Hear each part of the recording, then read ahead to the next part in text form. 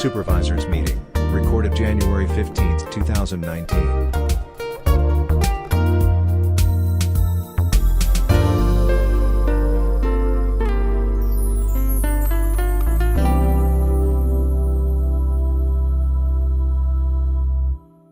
It's 5 o'clock. We'll call the Portage County Board to order. Wow, he's good at it. That's incredible. Roll call if you're here, present, and confirm. Come on.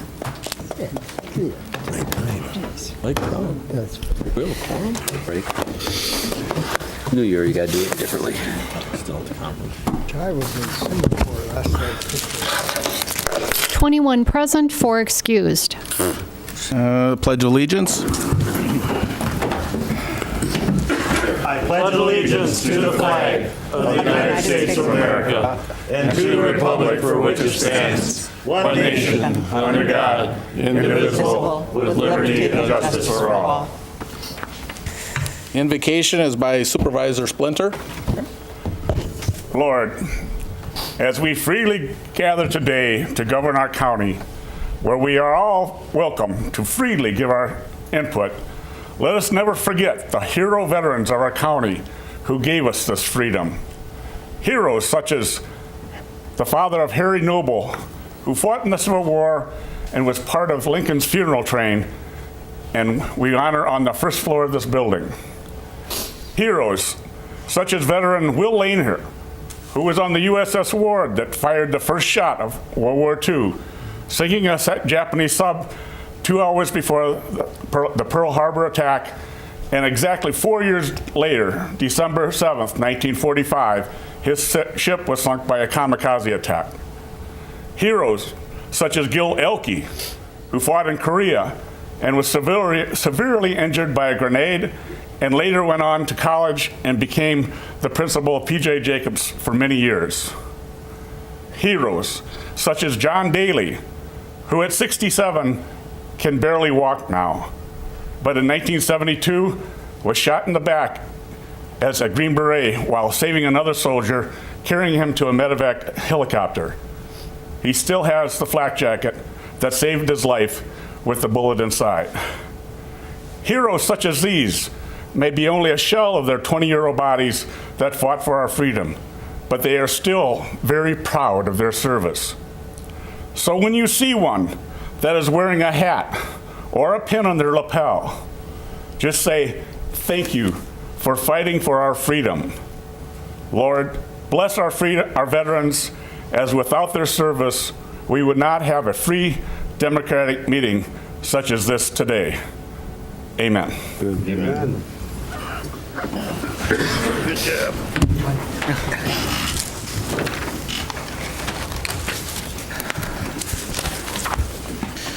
Review and approval of December 18, 2018 County Board minutes, meeting minutes. Moved by O'Brien, seconded by Gussel. Any corrections or changes? All those in favor with aye? Aye. Opposed? Minutes are approved. Correspondence? None. Members of the public who wish to address the county board on specific agenda items must register their requests at this time, with such comments subject to the reasonable control of county board chairs set forth in Robert's Rules of Order. Anybody like to speak? No one? Confirmation county executive appointments. If there's no objections, I'll take them all at once as printed and written. No objections. I'll take a motion. Motion by Barry Jakowski, seconded by Supervisor Gifford. All those in favor with aye? Aye. Jim. Opposed? Appointments approved.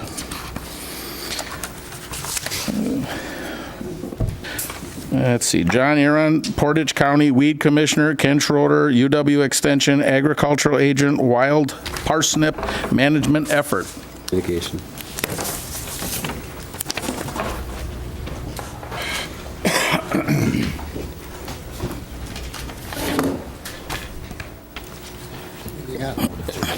John, you're up.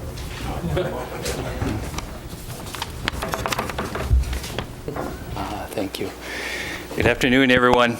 Afternoon. I'm Ken Schroeder, and my cohort here, John Eron, just walked in the room. I was concerned that I was going to have to do this by myself, but I wasn't going to leave you hanging. yeah, no, he's pretty dependable kind of guy. So anyhow, we have decided it's about time to talk to you a little bit, just give you an update on where things are at with the Wild Parsnip project, given it's roughly about 2 years ago when John Eron actually became officially the weed commissioner for the county. And so, again, I want to take this opportunity to talk a little bit about it. And so to start off with, I guess, a little bit about the plant itself. I mean, how many of you are familiar with the Wild Parsnip plant and can recognize it? Okay, very good. We're really glad to hear that, because, I mean, that's half the battle. And so to look at the slide up there, you know, it is a dangerous plant, and identifying it as based on the first year of the plant looks a little bit like a celery bunch, and then it grows up to be about 5 feet tall when it matures and will go to flower. And then the stalk on there, the second picture from the left there, has these really distinct ridges on it. So some ID features quickly. I mean, we've got more resources for you to identify it further. But then it goes on to set seed late in July, and at that point we got problems if we start to mow it. But anyhow, the other thing, the reason, not besides the fact that it's invasive and taken over a lot of the roadsides and some undisturbed areas, is that check this out, and it's kind of ugly, the rashes and boils that can happen as a result of this plant, unbeknownst to a lot of folks. And when we're concerned about highway workers and concerned about children just walking, you know, or riding their bikes and getting tangled up in it. And maybe John can comment a little bit more about that and some of the stories that he's heard about it. Yeah, unfortunately, this last year, I heard in excess of 20 stories of people that were severely burned by this plant. Probably the one that stuck out the most is they were doing some new power lines out by us, and Asplund came behind and just did a little trimming in some areas. And I had an opportunity to talk to a couple of gentlemen that were doing that work, and one of them was a 21-year-old, and he was actually off of work for an extended period of time this summer. And he had burns on his body. Probably 30–40% of his body was completely water blistered from this plant. So it happened rapidly. He was out doing work one day. The next day he's out in the sun, and you know, his coworker said, "Hey, there's something wrong with you. You're starting to boil up." And he's like, "Yeah, I know. It's starting to get a little painful." And like I said, he shed a lot of skin. It's a very wicked plant. The oils from it have just been, you know, what it's causing for burns of people are, you know, in severe cases, there's been third-degree chemical burns from this. Most often it's second-degree chemical burns they're getting from this. And what people need to realize is this is not an allergic reaction. Like with poison ivy, some people are more tolerant to it than others because it's an allergic reaction. This is a chemical reaction. It's actually a true chemical burn is what you're getting from this. So this will affect anybody. I've got how many cases this year I was made aware of where younger children got into this stuff and had no idea. The parents didn't know, and all of a sudden the children's hands are completely blistered up. We're talking blisters that can be an inch or two high. I've seen pictures of some children had blisters the size of a small softball, you know, on their hand, or the size of a tennis ball on their arm. We have some cases in Wood County where some of the city workers got into this stuff and didn't know it, just out mowing, and, you know, with a sleeveless t-shirt, and all of a sudden they got some severe burns on their arms. And it can last, you know, those burns, they can be discolored for years. I've heard some really bad cases where people actually did some plastic surgery because they had unfortunately got some of the oils on their face and had disfigured their face. So we're taking this very seriously. And Ken, I'll let you move from there. Yeah, so this snap you see here is actually a truck card that we put together. Denise Rocha in the office has helped pull this together, and it's a card that we can provide. It's on our information website that we can provide to the highway workers. We can provide it for road crews and that sort of thing, and it's just a 4x6 card that they can have, and it's got this as the front side, alerting them to what the plant looks like and the potential dangers. The back side has additional information that they can go to, resources again that we've set up the web page for them to go to. So that's that. So just an overview and take a look at it. So that's the plant there. Again, in midsummer, it's going to start blooming about the end of June into mid-July, and it'll get about 5 feet tall, the yellow flowers. It looks kind of pretty along the roadside when you see it in bunches going down, but don't mess with it, because if you get the sap on your skin and then you're exposed to the sunlight, it will blister up, or at very least you get that rash on it. So keep that in mind. Scattered throughout the state. It's not only in Portage County, and you look at Portage County there, we haven't got a lot of dots on the map, but we need to work on that, because there's more dots than that out there, and that's part of the project, is finding out where the plant is. So as far as the weed commissioner, John was appointed here in June of 2017. And then we also got a letter of support. If, John, you want to talk about that from the Aldo Leopold. My work with the wild parsnip actually started from one of the founding board members of the Aldo Leopold Audubon Society. She had come to me and requested I somehow help out, get this word out about some of these noxious weeds.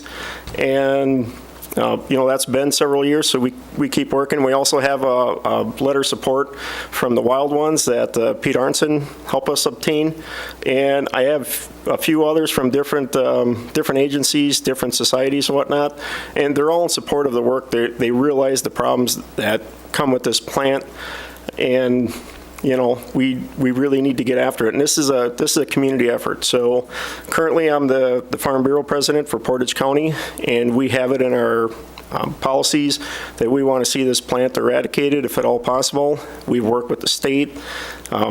We have worked with all the other counties, and it's an effort that's really starting to take shape. We're moving forward very aggressively with it, but we need everybody involved to do this. We can't go out there and have a lot of issues with some citizens that are concerned for certain things. We obviously want to hear them out, but in the end, my job here is to do what I can to control and eradicate this plant. Okay, so management options, we've got several, a whole list, but most common that we're going to be using are mowing and herbicides along the roadsides and the areas where there's a lot more of it. And there's potential for doing some grazing in small areas. There's potential for biological control, fire. But getting back up to the top two again, mowing is successful. It needs to be done repeatedly for several years to reduce the population. If there's only one plant out there, you as a citizen recognize that you can go out there, take a shovel, and cut it off at the top of that. It gets a tuberous root just like the garden parsnip does, or a carrot. You slice it off, that plant is done. So I mean, that's easy, and to get some shovel brigades out there potentially is an option. But again, you have to be careful as far as handling that material. And so this is the map of Portage and Wood County, and John, if you don't want to talk about that, a map, or what you've been doing as far as doing some treatments on it. It's a little bit hard to see. I apologize. I should have made a bigger map for you, but and I don't have it. So the efforts we have in Portage County, we're doing the same in Wood County. We work together. It was just yesterday that Ken and I met with Shane Wickerfetting, the Wood County Land and Conservation head, and we went through some of the protocols we had. We're working on a bunch of training programs coming up here this year throughout the state. Pretty much, I think it's probably half of the counties of the state will have a program for the wild parsnip training. And we're just going after it very aggressively. Few unique things in Wood County. I personally live right on the Portage-Wood County line, so kind of where a lot of those dots are in the middle is my home township. And we work with the local townships, the highway department. I did a lot of spraying this last year and a whole bunch of mowing on my own. A lot of the townships, we talked to them, and they were able to get out there and do some of the spraying themselves. With Wood County, I know they had a lot of interns that were available this last year, so it was kind of a unique thing. We got a rainy day. I wasn't able to do much work on the farm just because obviously I work outside mostly. And we went out, started driving around and started mapping some sites, and we found how many areas where there was just a small cluster of them. So after we hit 3-4 areas, I said, you know what, just stop the truck here. Let's go out and back, let's grab a shovel, and let's kill these things right here now. And we can still map them, because realistically, there's going to be other seeds there. But, you know, let's take some of these efforts and get this done. And one of the unique things with having the authority of the weed commissioner, we can get out there and do that, where otherwise there could be liability concerns and whatnot, trying to go out and do some of these things in the roadside ditches. You know, as long as the county's still backing me, I'm exempt from that under state statute. We find this stuff, I can go after and kill it, and anybody with me will have the authority to do that too. Okay, and so, again, as I mentioned, mowing is a good way to approach it, especially for larger areas. And time to mow, usually the end of June to early July, depending on the growing season. We get another late snow like last year, and you know, it can delay things a little bit. But what we want to do is hit it when that thing is just starting to flower, because if you cut it too early, then you're going to have regrowth on it. So, and this is John going out doing some mowing. So yeah, so one thing I want to mention here, we were out on a spot. This is right on the Portage-Wood County line on the west side, and we went out there. Dan O'Connell was with me. We went and checked a bunch of sites out. There's some organic farms close by this area, but this is all CRP land. And we had right close to about 140 acres contiguous that was in CRP land that was completely infested by wild parsnip. And the scary thing is we've got DNR land that adjoins this land that we actually found a few sites that were in the DNR land. Now, I have no authority on DNR land unless they give me the authority to go on there. Mr. O'Connell personally went out there, got the authority from the DNR, walked out there and went out there with a shovel, killed a bunch of the sites. But, you know, we mowed about 140 acres of it. Being CRP land and to hit it timeliness, we run into a conflict because, you know, we need to hit this mid-July to hit it, be right timing, especially this last year.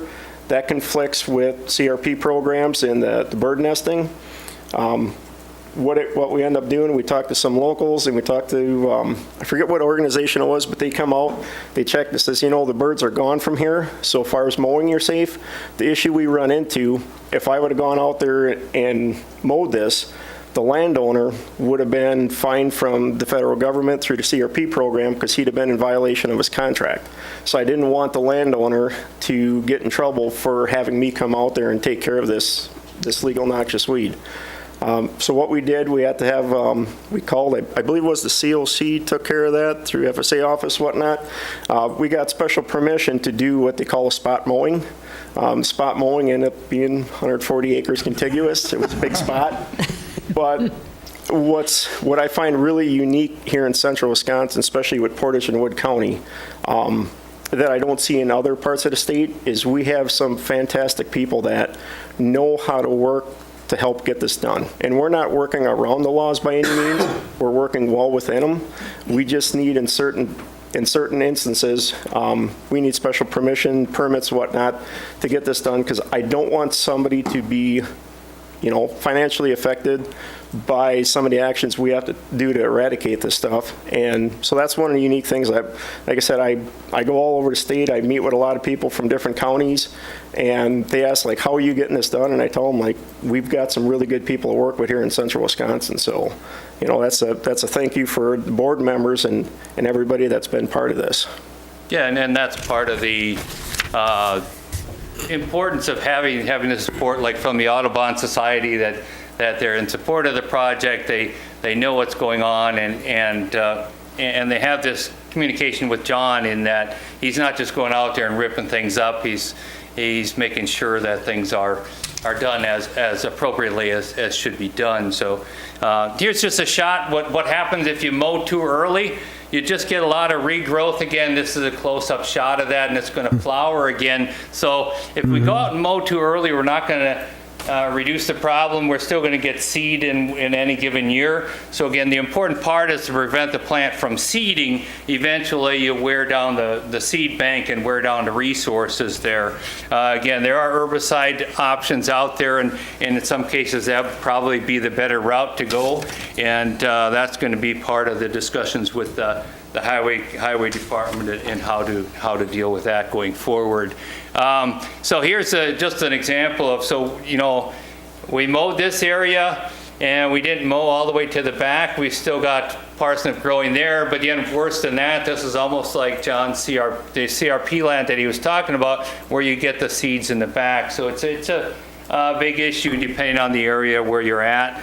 And we need to go beyond the road ditch mowing in some cases to get it under control. So, and sources of spread from the wild parsnip, and that's not showing up very good, but from areas where if we mow and it's gone to seed already, then we're basically spreading the seed. It can end up on the tops of the mowers. You oftentimes see it at the traffic signs. They'll lift the mower up to go around the sign. What happens? The seeds roll off of the surface of the mower, and then we just planted some more, or they vibrate off as they're going along. So mowing after it's gone to seed is not a good thing. We can really spread it. It can be spread by water. The seeds get into the streams or rivers and basically float down. So if there's any infestations close to a creek or waterway, moving water can carry the seed down and spread it farther.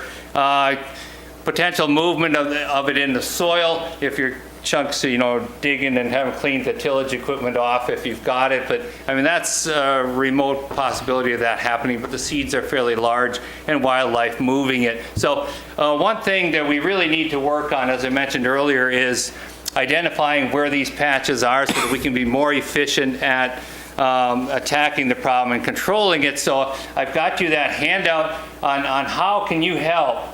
And that's basically ways to report areas where the wild parsnip is. We'll get it on a map. There's actually a map program, EDDS maps, that you can do with your smartphone. You can go out there, take a picture. It'll get the coordinates of the spot, and then you can, it just gets automatically recorded to the state website, and then it will be passed along, and we can deal with it a lot better. Because if we don't know where it's at, then you're chasing your tail by running around just trying to find it. So we need to enlist more citizens in identifying where these locations are, possibly reaching out to some of our other organizations to help with that project, because then that makes the control and management a lot more efficient. And so that's pretty much it. John, anything else you have to say? No, I'm trying to keep it within a time frame here, so. Yeah, and just one other thing, we will be going to talk to the highway commissions tomorrow. We're actually going to the Dells for their winter road show to talk more about it. We got a little more time to talk about it there, but again, talking to them about what we've been doing, what's working for us here, and also build the awareness that this is a plant that needs dealing with because of the after effects. So, questions? Supervisor Bob Gifford. Yeah, it looks like, given how early it flowers, it looks like it must pop up pretty early in the spring out of the ground. What's about the earliest where you can identify? It looks like the fern-like leaves come up pretty early, huh? Well, keep in mind, this thing, it's classified as a monocarpic perennial. The closest thing to it that you'd relate to is biannual. So the first thing that'll show up is the rosette the first year. And then the second to third year, depending on favorable weather conditions, it can it'll flower and then go to seed. Ideally, if we're going to mow it, we want to mow it right when it's wanting to go to seed, because as soon as it goes to seed, the parent plant dies. So we want to hit it before the seeds become viable. But when it's in the rosette stage, that's where, if you can spot it and mechanically kill it at that point, that's very productive. Herbicide use is very productive too. I know a lot of folks have wanted to do just some fire burns. Those can work. The problem is you really got to get that fire hot. No, I was just thinking in terms of the manual dig it up with a shovel stuff, because the place where I would find it, you could not even get in there with the mower, or you would have to have a heavy-duty tower pull your So with the shovel, we recommend, try to get at least 2 inches below the soil surface. Yeah. That'll kill the plant. A big thing we've got to be aware of is if the seeds are viable, we really want you to hopefully bag that seed. And that's where it becomes hard for, picture the average person going out there that if they know of this plant, you're going to want to be suited up well, because you start hitting that thing with the shovel, well, guess what? The oils are all over that shovel. If you're trying to snip the top of this plant and bag the seeds, these oils are now all over the scissors. They can be over your hands and stuff. So we really got to be careful doing it. It's very effective going out with a shovel timely before the seeds are viable. Put some gloves on and whatnot. You can go out there and do it pretty effectively. But, this is a concern that you really want people that understand what they're working with, because we don't want our volunteers getting injured. Yep. Supervisor Medine. John? If this, Supervisor Medine. Looking at that map, it looks like it might be more prevalent in the somewhat poorly drained as opposed to the well-drained uplands. Unfortunately, that's just because we've been doing more mapping by us. It doesn't like hydric soil so well. The CRP land that I was on, any spot where you got where it was a little lower ground, there was no plants visible there. Obviously, we know the seeds were there because it had jumped those spots and moved 300 feet beyond that. So you'll see it in the roadside ditches, prairies. It loves prairie ground. An absolute concern. What got me out there at my own tractor and mower is we saw hey, everything is moving to the west, and it's already starting to show up in the DNR ground. It gets into DNR ground. Their patterns with mowing and stuff and with the bird nesting is really going to be a problem. I need to take care of this as much as I can on public lands and on roadside ditches, because this is a whole other animal when it gets on government lands that I have no authority over. Supervisor Gussel. if this plant is all over the state of Wisconsin already, how long has it been here? And how long has it taken to spread that? Evidently, if it's in Wisconsin, it must be in other states too. Where did it come from? It's Europe, Asia, way back when, early 1900s it showed up. A lot of our great-grandparents, this is the same parsnip that Grandma would have in her garden. Yeah, it's basically gone rogue.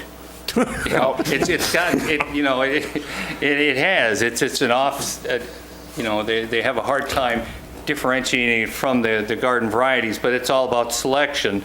It's plant breeding, and this one got out in the wild and it took on some other characteristics as far as a survival of that plant, without, it's no longer being cultivated, so it's got to survive, and so it took on some of these other more poisonous characteristics to continue to survive. So it is, it started that way as a food The DNR's take on this?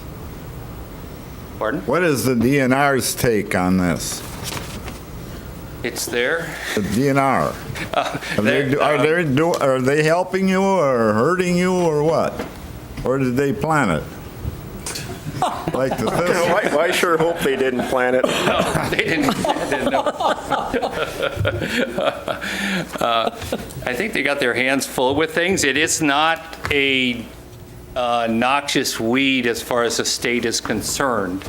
It's an invasive weed, but with the spread of it, where if it were only a small patch, then it would be a mandatory control effort because it's an invasive weed. However, with where it is all over the place, it doesn't fit that category. You can't go plant it, you can't sell the seed, you can't do any of that, but it's there, and they have no, so far at least, the state is not willing to back it as a noxious weed to where it has to be controlled. And that's why I commend Portage and Wood County for doing this, because that allows a lot more effort to be put towards dealing with it, because it's not going to go away without any effort. I don't know if you go, and now that you're aware of it and you drive down some of the highways and stuff, I was in Juneau County 2 summers ago, and I mean, it's just solid yellow along the roadside. It just goes on for miles, and they were actually mowing and laying some lines through that, and it's just, it's kind of crazy. So the short version is, we have the answers you're looking for, but we don't have the time to explain that all to you right now.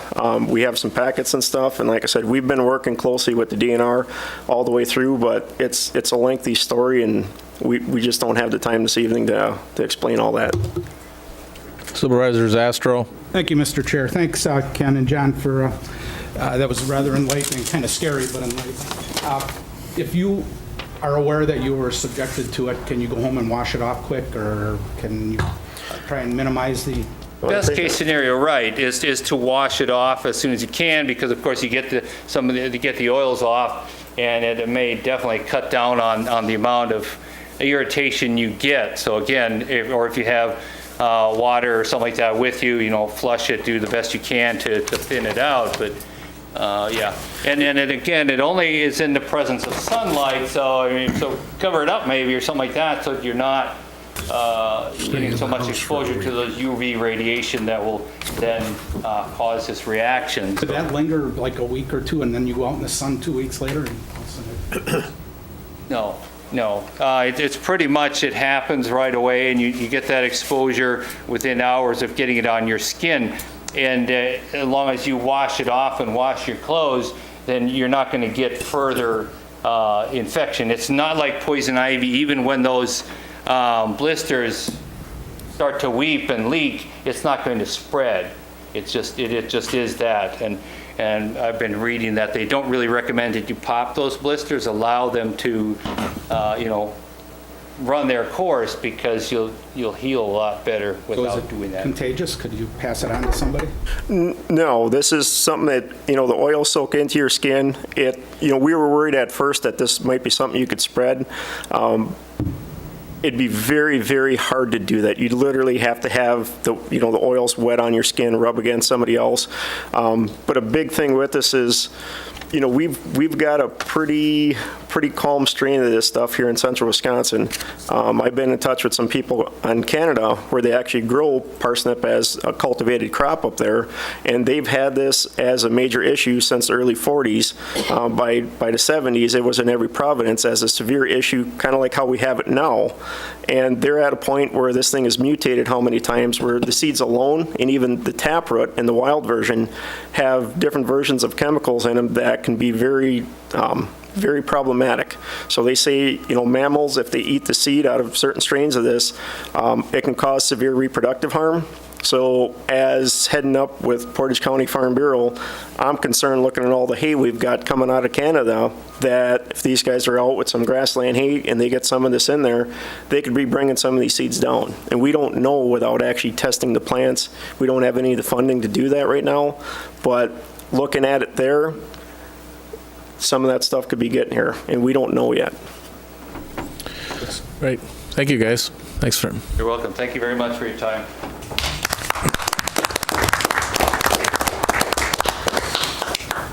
Number 1, expressing appreciation for those employees who retired from Portage County employment in 2018. Resolution 97, 2018-2020, submitted by Human Resources Committee, recognizing 2018 Portage County retirees. Motion by Supervisor James Gifford, seconded by Supervisor Rakowski. Matt, did you want to? Sure, Mr. Chair. I'd like to read the list. For those of you following along, I'll start from the bottom up. Jill Kodrowski, 5 years with the library. Maureen Leahy, 7 years, Health and Human Services. Ellen Grise, 9 years, Aging and Disability Resource Center. Jean Paulbrock, 10 years, Healthcare Center. Karen Moran, 10 years, Sheriff's Department. Evelyn Suhusky, 11 years, Healthcare Center Michelle Dorhorst, 14 years, Sheriff's Department. Randall Slag, 15 years, Planning and Zoning. Susan Chilson, 15 years, Healthcare Center. Michael Morgan, 23 years, Sheriff's Department. Linda Anderson, 25 years, Healthcare Center. Kathleen Mack, 25 years, Healthcare Center. Gary Speckman, 25 years, Parks. Constance Sandelsky, 26 years, Clerk of Courts. Robert Gala, 27 years, Sheriff's Department. Susan Dimka, 30 years, Sheriff's Department. Kenny Glashinsky, 31 years, Highway Department. Wendell Nelson, 31 years, Library. Deborah Shannon, 33 years, Health and Human Services. Rob Kirsch, 34 years, Highway Department. Christy Blumke, 38 years, Veterans Services. And Judith Jaworski, 39 years, Aging and Disability Resource Center, for a combined total of 483 years of experience.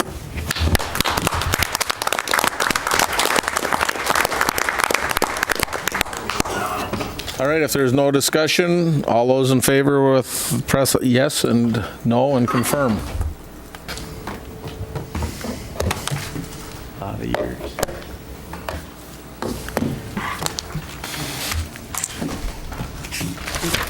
21 ayes, 4 excused, resolution adopted. Number 2, ratification of collective bargaining agreement for Portage County and Portage County Deputies Association, WPPA, for a period of January 1st, 2019 through December 31st, 2019. Resolution 98, 2018-2020, submitted by Human Resources Committee, ratifying the Deputy Sheriff's 2019 contract. Motion by Supervisor Pataki, seconded by Supervisor Majkowski. Any questions, discussion? All those in favor with yes and opposed no.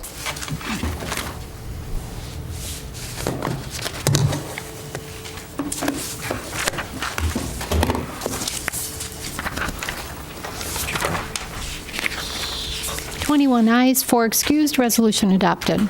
Number 3, authorizing the addition of 2 new licensed practical nursing positions for the Portage County Healthcare Center. Resolution 99, 2018-2020, submitted by Human Resources Committee, authorizing 2 positions at the Healthcare Center. Motion by Supervisor Moresi, seconded by Supervisor Bob Gifford. Discussion. All those in favor with yes and opposed no.